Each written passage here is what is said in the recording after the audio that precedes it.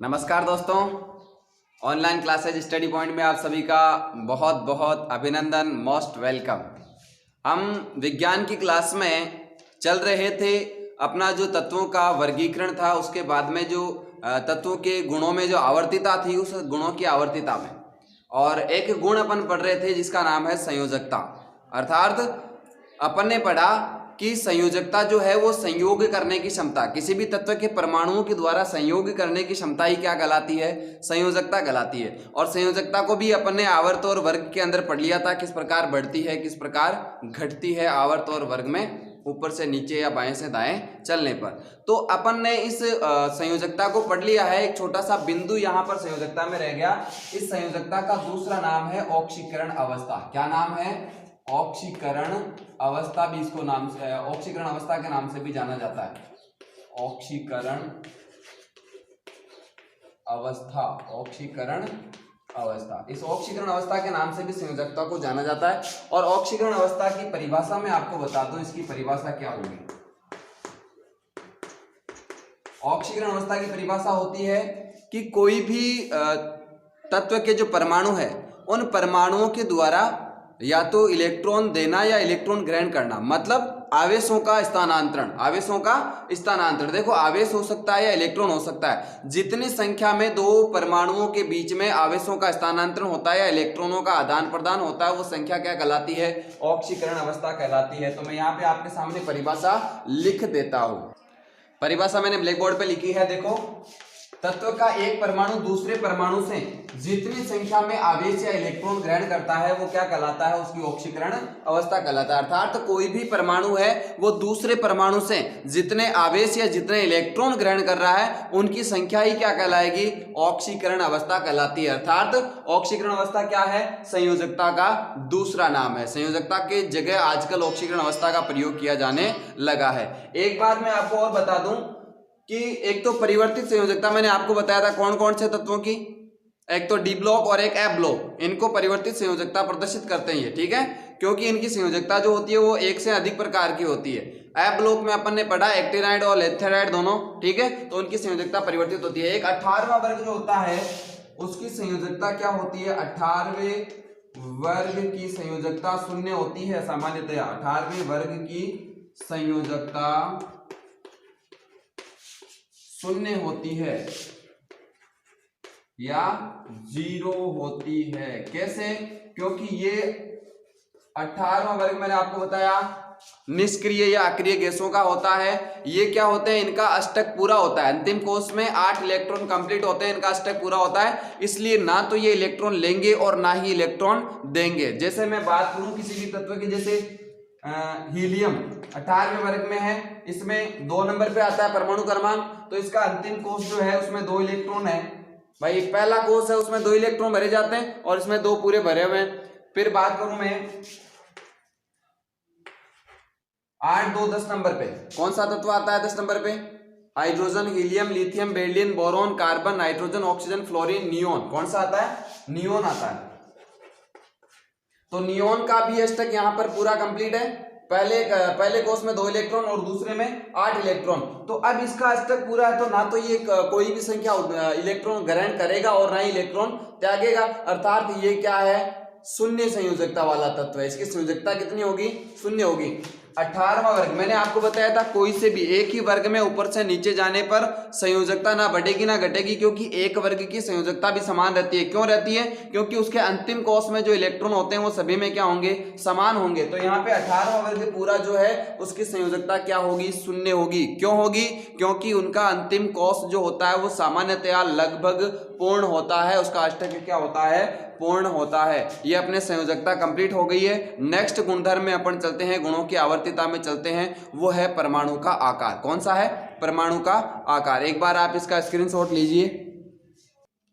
अब अपने नेक्स्ट गुण रहेगा परमाणु का आकार। अर्थात परमाणु का आकार जो होता है वो आवर्त और वर्ग में किस प्रकार परिवर्तित होता है, किस प्रकार आवर्तिता प्रदर्शित करता है। देखो जनरली आपको मैंने परमाणु की त्रिज्या बताई थी, आपको याद होगा। परमाणु की त्रिज्या अर्थात जो उसका नाभिक है उससे अंतिम कोश की दूरी, कोई भी परमाणु है, जैसे मैं बात करूं ये परमाणु का नाभिक हो गया और ये इसका क्या हो गया, अंतिम कोश हो गया मान लो, ठीक है। तो यहाँ इस अंतिम कोश से लेकर के नाभिक तक की दूरी ये क्या कहलाती है, परमाणु की त्रिज्या कहलाती है। और एक बात मैंने आपको और बताई थी, जैसे ही वर्ग में अपन ऊपर से नीचे चलते हैं तो कोशों की संख्या बढ़ती है। पहले यहाँ पर एक कोश है, यहाँ पर मैं अगर दो कोश बना देता हूँ, ये पहला कोश है और ये दूसरा कोश है, और नीचे चलेंगे तो कोश कितने हो जाएंगे, 3 हो जाएंगे, पहला, दूसरा और तीसरा। अर्थात जिस प्रकार अपन वर्ग में ऊपर से नीचे जाएंगे तो कोशों की संख्या क्या होती जाती है, बढ़ती जाती है। तो कोशों की संख्या बढ़ रही है, इसका मतलब परमाणु का आकार क्या है, निश्चित सी बात है बढ़ रहा है, ठीक है ना। परमाणु का आकार बढ़ रहा है, परमाणु की त्रिज्या भी बढ़ रही थी। आपने देखा था परमाणु की त्रिज्या गुण पढ़ा था अपन ने, सबसे पहले जो गुणों में आवर्तिता का पहला गुण था परमाणु की त्रिज्या। तो वर्ग में ऊपर से जाने पर त्रिज्या बढ़ रही थी, और त्रिज्या बढ़ रही है इसका मतलब क्या हो रहा है, आकार भी बढ़ रहा है। और आवर्त की अगर बात करें बाएं से दाएं चलने की, तो आवर्त के अंदर जो प्रोटॉनों की संख्या है, इलेक्ट्रॉनों की संख्या, उनमें लगातार क्या होती है, वृद्धि, और कोशों की संख्या क्या रहती है, समान। आवर्त में कोशों की संख्या क्या रहती है, समान रहती है। जैसे लिथियम है, बेरिलियम है, बोरोन है, कार्बन है, नाइट्रोजन है, ऑक्सीजन है, फ्लोरीन है, नियोन है, ये दूसरा वर्ग है अपने पास में, ठीक है। कितने नंबर, 3 नंबर, 4, 5, 6, 7, 8, 9 है कि नहीं है। ये परमाणु क्रमांक है इनका, 3 नंबर, 4 नंबर, 5 नंबर, 6 नंबर, 7, 8, 9। 1 और 2 नंबर पे क्या है, हाइड्रोजन और हीलियम, जो कि पहले आवर्त में hydrogen, helium, lithium, beryllium, boron, carbon, nitrogen, oxygen, fluorine. ये आवर्त सारणी का मैंने एक छोटा सा रूप बनाया, दूसरा आवर्त। तो यहां पर देखिए आप, पहली कक्षा में कितने इलेक्ट्रॉन भरे जाते हैं, 2, दूसरे में कितने बचे इसके पास में, 1 बच गया।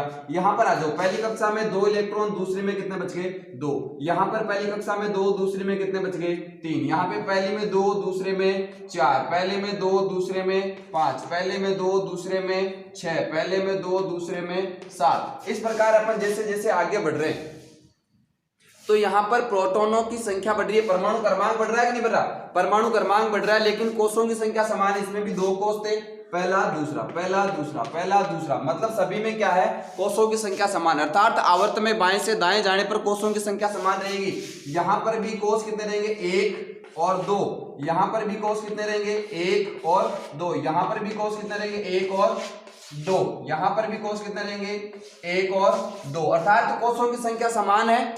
कोशों की संख्या क्या समान, कोश नहीं बढ़ रहे, इसका मतलब आकार क्या होने वाला है, घटने वाला है। कैसे घटने वाला है, अब यहां पर इलेक्ट्रॉन कितने थे, 3। तो पहले कक्षा में 2 इलेक्ट्रॉन, दूसरी में 1। यहां पे पहली में 2, दूसरी में कितने, 2। यहां पर पहली में 2, दूसरी में कितने, 3 प्रोटॉन, इलेक्ट्रॉन सॉरी। यहां पर दूसरी कक्षा में कितने हो जाएंगे, 4 इलेक्ट्रॉन हो जाएंगे। अर्थात इलेक्ट्रॉनों की संख्या भी बढ़ रही है।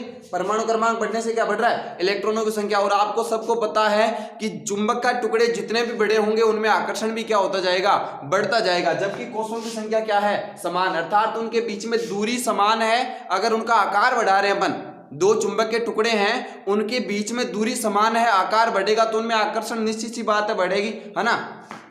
तो यहां पर दूरी समान रहेगी, लेकिन आकर्षण बल क्या हो जाएगा, बढ़ जाएगा। और आकर्षण बढ़ने की वजह से इलेक्ट्रॉन क्या होते जाएंगे, पास में। यहां पर आकर्षण कम था, इलेक्ट्रॉन थोड़ा दूर था, यहां इलेक्ट्रॉन क्या आ जाएगा, पास। ये इलेक्ट्रॉन और अधिक पास आ जाएगा, ये इलेक्ट्रॉन और अधिक पास आ जाएगा। मतलब आकार क्या होता जाएगा, छोटा होता जाएगा। आकार क्या होता जाएगा, छोटा होता जाएगा। कब, जब आवर्त में बाएं से दाएं चलते हैं। अर्थात परमाणु की त्रिज्या भी क्या होती जाएगी, कम होती जाएगी, क्योंकि आकार छोटा हो रहा है तो त्रिज्या निश्चित सी बात है क्या होगी, कम होती जाएगी।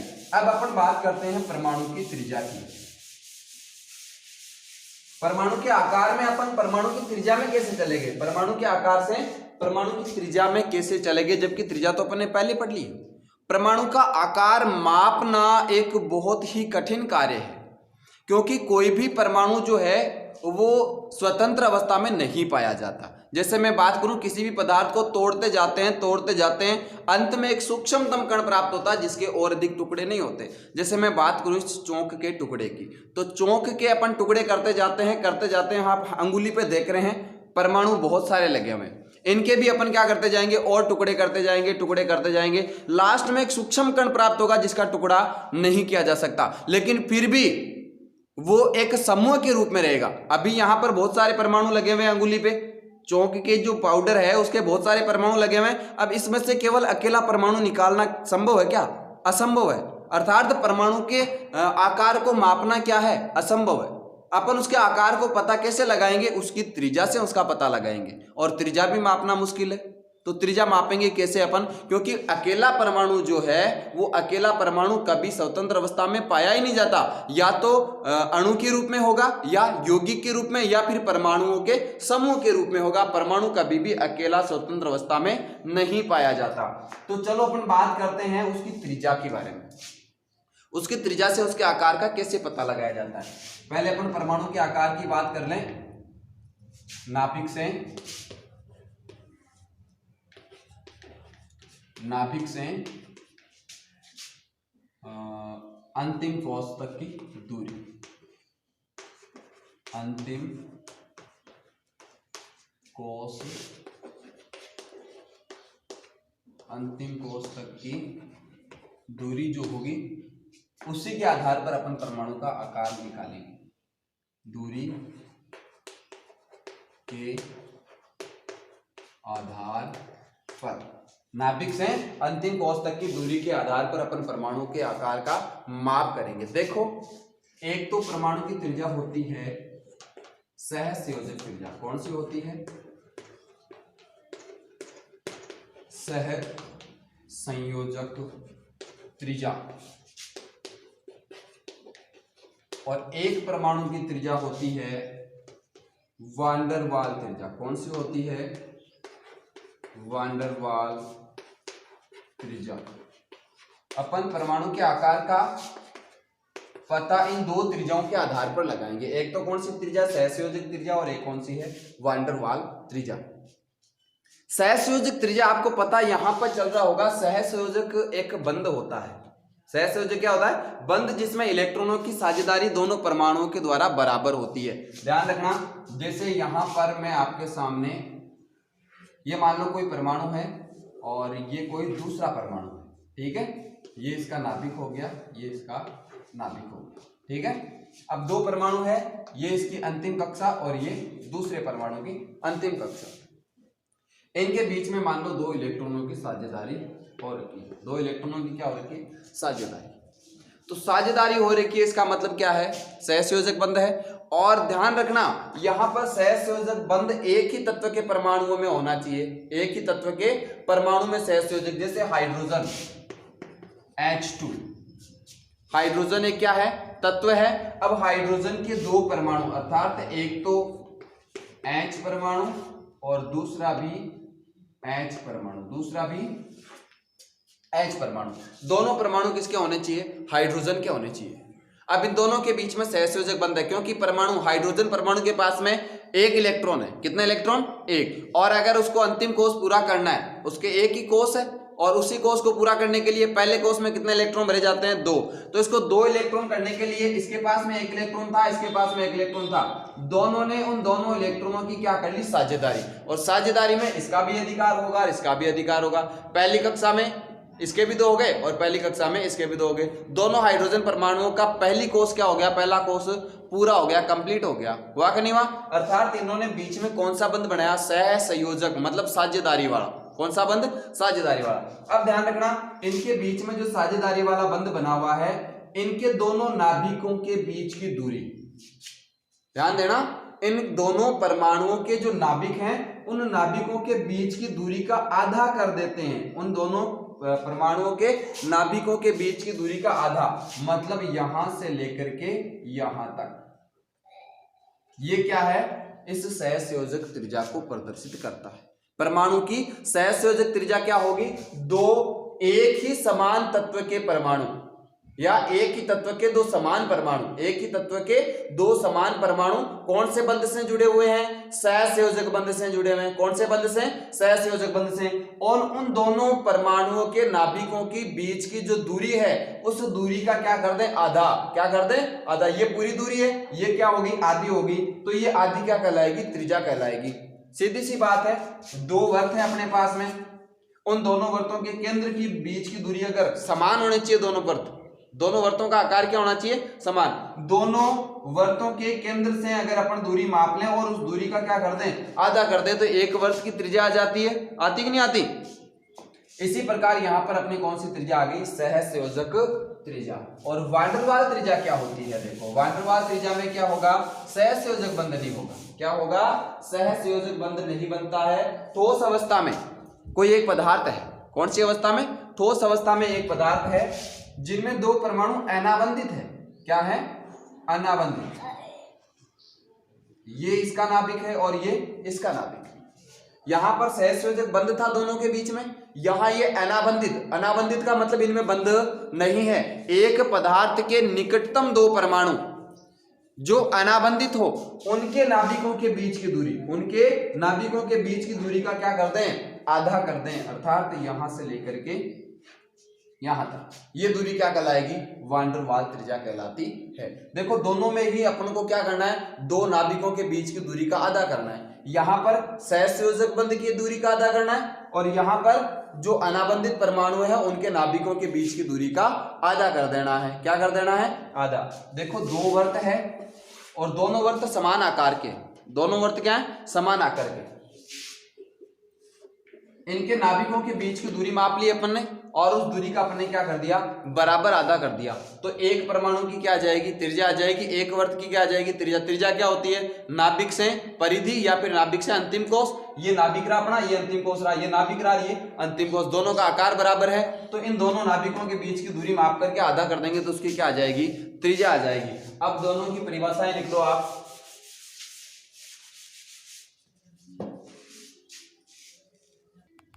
ये होगी अपने सहसंयोजक त्रिज्या की परिभाषा।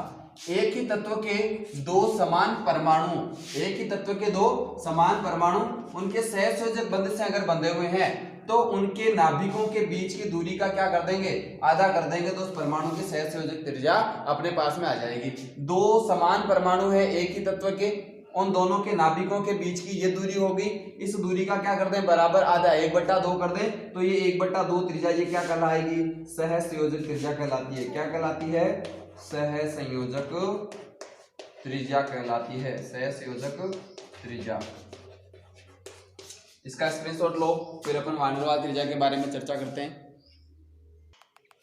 और ये होगी अपनी वान डेर वाल त्रिज्या। ठोस अवस्था में एक ही पदार्थ के कोई निकटतम दो परमाणु, ये एक पदार्थ था जिसके दो निकटतम परमाणु हैं, इनके दो अनाबंधित परमाणुओं के बीच की दूरी का क्या कर दें, आधा। ये दो परमाणु हैं, इनके बीच की दूरी ये है और इसका क्या कर देंगे अपन, आधा कर देंगे। मतलब ये इतनी सी क्या कहलाएगी, वान डेर वाल त्रिज्या कहलाती है। ध्यान देना, सहसंयोजक त्रिज्या क्या होती है, सहसंयोजक बंध बनते हैं। ये दोनों परमाणु एक दूसरे के अंदर रहते हैं, ये दोनों परमाणु एक दूसरे के अंदर आधे रहते हैं, रहते नहीं रहते। अब यहां से यहां तक की दूरी का आधा करेंगे तो इतना ही होगा, ठीक है। और जबकि दो कोई अनाबंधित परमाणु है, दो क्या है, अनाबंधित परमाणु, उनके बीच की दूरी का अगर अपन आधा करें तो क्या होगा, इतना होगा। मतलब ये तो त्रिज्या से पूरी त्रिज्या होगी वृत्त की, और ये त्रिज्या से देखो, त्रिज्या तो ये है लेकिन यहाँ पर कम है। अर्थात जो सहसंयोजक त्रिज्या होती है वो वान डेर वाल त्रिज्या से क्या होती है, छोटी होती है। सहसंयोजक त्रिज्या तो देखो दोनों परमाणुओं के बीच की दूरी होगी, यहाँ के बीच की दूरी आधी कर देंगे और ये नाभिकों के बीच की दूरी का आधे आधे परमाणु अंदर धसे हुए रहते हैं। तो ये त्रिज्या क्या होती है, कम होती है, किसकी तुलना में, वान डेर वाल त्रिज्या की तुलना में। तो वान डेर वाल त्रिज्या जो होगी वो बड़ी होगी किससे, सहसंयोजक त्रिज्या से। किससे होगी, सहसंयोजक त्रिज्या से। अब अपन बात करते हैं परमाणु का आकार। आवर्त में अभी मैंने आपको बताया था, आवर्त में बाएं से दाएं जाने पर परमाणु का आकार घटेगा। क्यों घटेगा, प्रभावी नाभिक के आवेश के बढ़ने से। और यहां पर वर्ग में ऊपर से नीचे जाने पर परमाणु का आकार बढ़ता है, क्योंकि वर्ग में जैसे ऊपर से नीचे जाएंगे तो कोषों की संख्या क्या होती है, बढ़ती है। और कोषों की संख्या बढ़ने से परमाणु का आकार स्वतः ही क्या होता जाएगा, बढ़ता जाएगा। स्क्रीनशॉट लीजिए। अब अपने नेक्स्ट गुण आ जाता है आवर्त सारणी में धात्विक और अधात्विक गुण। धात्विक और अधात्विक गुण, देखो ये अपने चैप्टर का अंतिम जो टॉपिक है वो बचा है और आज ये कंप्लीट हो जाएगा। उसके बाद में कल अपन नए चैप्टर से नए वीडियो में शुरुआत करेंगे, नए दिन से शुरुआत करेंगे। तो मेरा सबसे यही निवेदन रहेगा कि हमारे चैनल को सब्सक्राइब करें और ज़्यादा से ज़्यादा शेयर करें, ताकि ज़्यादा से ज़्यादा बच्चे जुड़ें और उनको भी ये जो समय है वो उनका व्यर्थ ना हो, उनको भी ये अच्छा जो पढ़ाई का माहौल है ये मिल सके। अपना नेक्स्ट बिंदु है धात्विक और अधात्विक गुण। देखो आवर्त सारणी में मैंने आपको बताया था, आवर्त सारणी में जो बाईं तरफ है वो धातुएं और दाईं तरफ क्या होती है, अधातुएं होती है। शुरुआत में ही मैंने बता दिया था आवर्त सारणी के अंदर, और बीच में एक टेढ़ी मेढ़ी मैंने जिगजैग लाइन भी बताई थी आपको, जो धातु और अधातु को क्या करती है, पृथक करती है, वो क्या कहलाती है, उपधातु क्या कहलाती है, उपधातु कहलाती है। अर्थात आवर्त सारणी में बाईं तरफ धातुएं होती है और दाहिनी तरफ क्या होती है, अधातुएं। बीच में एक टेढ़ी मेढ़ी लाइन बताई थी, कुछ 4-5 उसमें तत्व थे, वो क्या है, उपधातुएं हैं, जो धातु और अधातु को क्या करती है, पृथक करने का काम करती है आवर्त सारणी में। तो देखो धात्विक गुण तत्व के किस लक्षण पर डिपेंड करते हैं। कोई भी तत्व है वो अगर अपना इलेक्ट्रॉन आसानी से त्याग देता है तो उससे क्या बन जाएगा, धनायन बन जाएगा। क्या बनेगा, धनायन, क्योंकि इलेक्ट्रॉन बाहर निकल जाने से प्रोटॉनों की संख्या बढ़ेगी और प्रोटॉनों पर कौन सा चार्ज होता है, प्लस चार्ज। कोई भी परमाणु है जिसके पास में मान लो 7 ही प्रोटॉन है और 7 ही क्या है, इलेक्ट्रॉन है, ये पॉजिटिव चार्ज वाले होते हैं और इलेक्ट्रॉन नेगेटिव चार्ज वाले होते हैं। अगर किसी भी तत्व में से अगर एक इलेक्ट्रॉन बाहर निकल गया तो यहाँ पे इलेक्ट्रॉन कितने हो गए, 6 इलेक्ट्रॉन, जबकि प्रोटॉन कितने के कितने हैं, 7 के 7 ही। यहाँ पर परमाणु विद्युत रूप से उदासीन था क्योंकि जितने पॉजिटिव उतने नेगेटिव थे, लेकिन यहाँ पर पॉजिटिव की संख्या अधिक है, नेगेटिव की संख्या क्या है, कम है। तो ये जो तत्व बनेगा ये क्या हो जाएगा, धनायन बना लेगा। क्या बना लेगा, धनायन। तो किसी भी तत्व का या किसी भी परमाणु का, किसी भी तत्व का इलेक्ट्रॉन त्याग कर धनायन बनाने की जो प्रवृत्ति है वो क्या कहलाती है, धात्विक गुण कहलाता है। क्या कहलाता है, धात्विक गुण। देखो लिखो, तत्व का इलेक्ट्रॉन त्याग कर धनायन बनाने की प्रवृत्ति, धनायन बनाने की प्रवृत्ति जो है वो क्या कहलाती है, धनायन बनाने की प्रवृत्ति, उसका धात्विक गुण कहलाता है। और अधात्विक गुण क्या हो जाएगा, तत्व का इलेक्ट्रॉन ग्रहण कर ऋणायन बनाने की प्रवृत्ति। वहां पे धनायन बन रहा था, यहां ऋणायन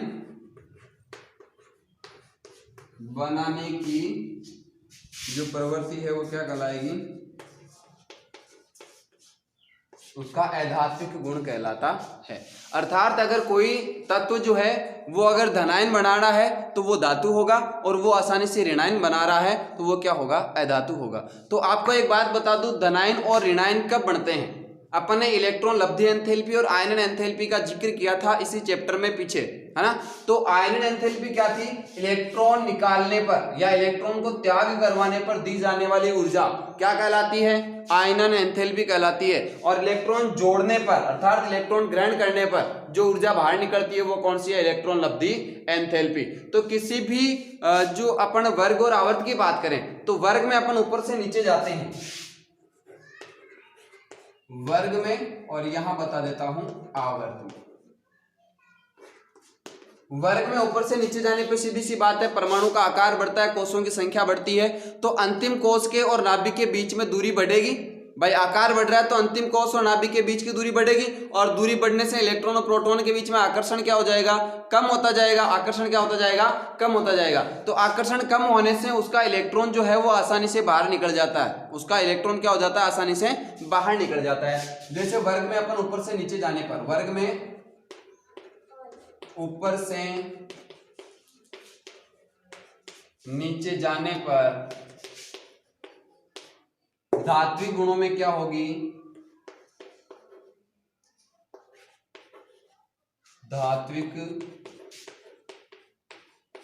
गुणों में वृद्धि होगी या कमी होगी, इलेक्ट्रॉन को त्यागना आसानी होती जाएगी। ऊपर से नीचे जाने पर इलेक्ट्रॉन त्यागना आसान होता जाएगा, क्योंकि इलेक्ट्रॉन दूर होता जाएगा, और दूर होने वाले इलेक्ट्रॉन को थोड़ी सी आयनन एंथैल्पी देते ही वो क्या हो जाएगा, बाहर हो जाएगा। तो धात्विक गुणों में क्या होगी, वृद्धि होती है, धात्विक गुणों में वृद्धि होती है, ठीक है। और आवर्त में बाएं से दाएं जाने पर, आवर्त में बाएं से दाएं जाने पर धात्विक गुणों में क्या होगी, धात्विक गुणों में कमी आएगी। धात्विक गुणों में क्या आएगी, कमी होती है। धात्विक गुणों में कमी क्यों होती है? आवर्त में अगर बाएं से दाएं जाते हैं उसके धात्विक गुण क्यों कम होते हैं? कारण उसका अपन ने पढ़ा था, आवर्त में बाएं से दाएं चलने पर कोषों की संख्या समान रहती है, लेकिन प्रभावी नाभिकीय आवेश मतलब उनके बीच में आकर्षण बढ़ेगा, और आकर्षण बढ़ने से आकार क्या होता जाएगा? छोटा, और आकार छोटा होने से इलेक्ट्रॉन और प्रोटॉन जो है वो पास पास में रहेंगे। अब उनमें से इलेक्ट्रॉन को त्यागना, अब उनसे इलेक्ट्रॉन का त्यागना क्या हो जाता है? मुश्किल हो जाता है, इलेक्ट्रॉन को दूर करना पृथक हो जाता है, इसलिए उनके धात्विक गुण क्या हो जाएंगे? कम हो जाएंगे, क्योंकि वो इलेक्ट्रॉन त्यागेगा नहीं, इलेक्ट्रॉन त्यागेगा नहीं, तो वो क्या हो जाएगा? उसका धात्विक गुण कम हो जाएगा। तो यहां पर जो पहला वर्ग है अपना, कौन सा? पहला वर्ग, पहले वर्ग के अंतिम कोष में अपन ने पढ़ा था सभी के अंतिम कोष में एक एक इलेक्ट्रॉन था, उनकी संयोजकता एक एक ही थी ना। पहले वर्ग की संयोजकता एक बताई थी, पिछले वीडियो में अपन ने पढ़ा था संयोजकता। तो एक संयोजकता इसका मतलब उसके अंतिम कोष में एक इलेक्ट्रॉन है, सभी तत्वों के एक ही वर्ग में, है ना, पहले वर्ग में। तो उसका अंतिम कोष का इलेक्ट्रॉन जो है वो आसानी से वो क्या कर देता है? त्याग कर देता है। आसानी से क्या कर देता है? त्याग कर देता है। तो पहला वर्ग जो है वो सर्वाधिक धात्विक गुण रखने वाला है। पहला वर्ग सर्वाधिक धात्विक गुण रखता है, सर्वाधिक धात्विक गुण रखता है, सर्वाधिक धात्विक गुण रखने वाला पहला वर्ग है। ठीक है, और आवर्त में अगर जैसे जैसे अपन बाएं से दाएं जाएंगे वैसे वैसे क्या होते जाएंगे? धात्विक गुणों में कमी आती जाएगी और अधात्विक गुणों में क्या होगी? वृद्धि। वही बात, ये मान लो आवर्त सारणी अपनी, ये बाएं से दाएं जाएंगे, अभी मैंने बताया इधर तो क्या है? धात्वें, और इधर क्या है? अधात्वें। तो इधर जाने पर धात्वें कम होती जाएगी और अधात्वें बढ़ती जाएगी, बढ़ेगी नहीं बढ़ेगी? और आपको पढ़ा था कि जो आवर्त में बढ़ रही है वो वर्ग में घटेगी, वर्ग में जो बढ़ रही है वो आवर्त में क्या हो जाएगी? घट जाएगी। अब इसका अधात्विक गुण, इसका अधात्विक गुण, अधात्विक गुण देखो, अर्थात ये अपनी आवर्त सारणी, अगर आवर्त में बाएं से दाएं जाएंगे तो इधर अधात्वें हैं और इधर क्या है? धात्वें। आवर्त सारणी के प्रारंभ में धात्वें हैं और पीछे की साइड में क्या है? अधात्वें। तो आवर्त में जैसे जैसे अपन पीछे जाएंगे तो धात्विक गुण तो कम होते जाएंगे और अधात्विक गुणों में क्या होती जाएगी? वृद्धि होती जाएगी। क्या होती जाएगी? वृद्धि। आवर्त में तो क्या होती जाएगी? बाएं से दाएं जाने पर अधात्विक गुणों में क्या होगी? वृद्धि होगी। अधात्विक गुणों में वृद्धि, क्योंकि आवर्त सारणी के जो दाहिनी साइड है उनमें क्या पाई जाती है? अधात्वें, और बाईं साइड में क्या है? धात्वें। तो बाईं साइड में जैसे जैसे जाएंगे धात्वें क्या होती जाएगी? बढ़ती जाएगी, धात्विक गुण बढ़ता जाएगा, क्योंकि उनका इलेक्ट्रॉन ग्रहण करने की प्रवृत्ति जो है, इलेक्ट्रॉन ग्रहण करने की प्रवृत्ति क्या होती जाएगी? बढ़ती जाएगी। प्रारंभ में आपने पढ़ा था पहले वर्ग में अंतिम कोष में एक इलेक्ट्रॉन है, दूसरे में 2 इलेक्ट्रॉन है। अब वो ग्रहण नहीं करेंगे, अपना अष्टक पूरा करने के लिए वो इलेक्ट्रॉन क्या करते जाएंगे? त्यागते जाएंगे। इसलिए वो क्या है? इलेक्ट्रॉन त्यागने वाले क्या है? धात्वें हैं, इलेक्ट्रॉन त्यागने वाले धात्वें। और आपको पता होगा जैसे जैसे आवर्त में अपन आगे की तरफ चलते जाते हैं अंतिम कोष में इलेक्ट्रॉन बढ़ते जाते हैं, है ना। तो मान लो 4 से आगे 5 इलेक्ट्रॉन हो गए, 6 इलेक्ट्रॉन हो गए, 7 इलेक्ट्रॉन। किसी तत्व के पास में 7 इलेक्ट्रॉन है तो वो 7 इलेक्ट्रॉन वाला तत्व 1 इलेक्ट्रॉन ग्रहण करेगा या अपने 7 इलेक्ट्रॉन त्याग देगा? 1 इलेक्ट्रॉन ग्रहण करेगा। अष्टक पूरा करने के लिए वो अपने 8 पूरे करने के लिए 1 इलेक्ट्रॉन ग्रहण करेगा, अर्थात उसके ग्रहण करने की प्रवृत्ति क्या हो जाएगी? बढ़ जाएगी। कब? जब अपन आवर्त में आगे बढ़ते हैं। तो आवर्त में जैसे जैसे बढ़ेंगे इलेक्ट्रॉनों की संख्या बढ़ेगी अंतिम कोष में, तो इलेक्ट्रॉनों की संख्या बढ़ने से उनका जो ग्रहण करने की प्रवृत्ति है, इलेक्ट्रॉन ग्रहण करने की प्रवृत्ति वो क्या होती जाती है? बढ़ती जाती है, अर्थात अधात्विक गुणों में वृद्धि होती है। भाई इलेक्ट्रॉन ग्रहण करने की प्रवृत्ति क्या है? धात्विक गुण है। तो आवर्त में अपन जैसे जैसे आगे की तरफ बढ़ेंगे वैसे वैसे अधात्विक गुणों में क्या होती जाएगी? वृद्धि होती जाएगी। और वर्ग में क्या हो जाएगा?